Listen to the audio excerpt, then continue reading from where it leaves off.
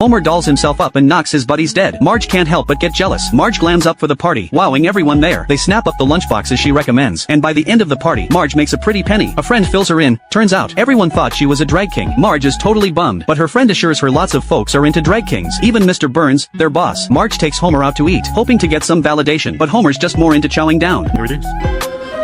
Leftover lasagna. Marge keeps hitting up the parties, and everyone treats her like a queen. When they dance, Marge is front and center, bagging tons of applause. This whole getting attention and making money thing? Marge is loving it. She runs into her arch-rival while shopping, and even claps back at her with more fire. Homer heads to the bar with cash in hand, and the bartender tells him to keep an eye on Marge, then slips him an address. Homer finds Marge at a drag king ball, and starts chewing her out, though he's losing steam fast. Everyone clears out, and Homer realizes he really screwed up. Let's go, Jerry. I'm not leaving till I find my buttercup. To win her back, when she's at the party, he suits up in drag and starts dancing. Marge forgives Homer, and they dance together with all eyes on M. Homer in drag hits up the tavern for a drink, and his buds hit on him. It's me, Homer.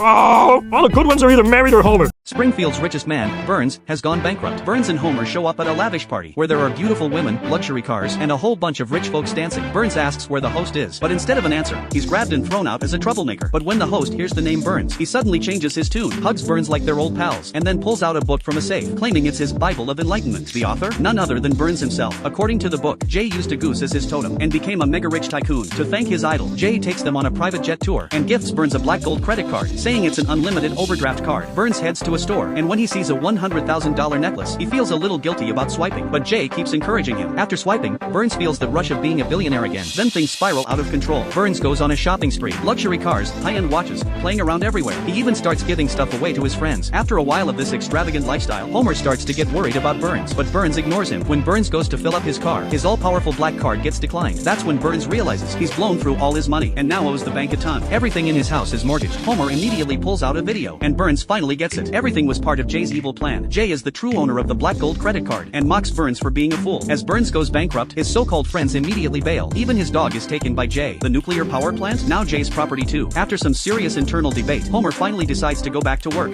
How much does Homer love Marge? Enough to take down a wild wolf. While Homer and Marge were traveling, their car skidded and plunged into a lake. Stranded in the wilderness, they had to survive. Homer tried using a busted phone to start a fire for warmth, accidentally torching all their clothes in the process. The two had to run around the wilderness but naked. Marge climbed a tree, stumbling upon an abandoned honeymoon resort by accident. They cobbled together makeshift clothes from supplies, and built a little shelter too. They tried hard to find wild berries, chase rabbits, but came up empty-handed. A fishing hook with no bait. Couldn't catch a single fish either. Luckily, a pouting Homer found a fish tucked in his pants pocket by chance. After a fierce tussle, they finally got their first meal. Marge even decided, every birthday from now on, she'd cook a delicious fish to remember this moment. Full but missing the kids, Marge broke down crying. Homer comforted her patiently. Suddenly, a noise came from outside the window. Homer spotted a wild wolf. He ran out alone, trying to draw the wolf's attention. Marge wanted to help Homer, but the wolf set its sights on her instead. To protect Marge, Homer jumped down fast, using a tree branch to hold the wolf at bay. With Marge's help, they killed the wolf. Homer quickly checked Marge for injuries, even gently put shoes on her feet. With plenty of wolf meat to eat, they lived happily for a while. Homer even forgot to signal for help when he spotted a rescue team, but for the sake of their kids back home, Homer and Marge decided to head back, helping each other every step of the way. They successfully made contact with the outside world.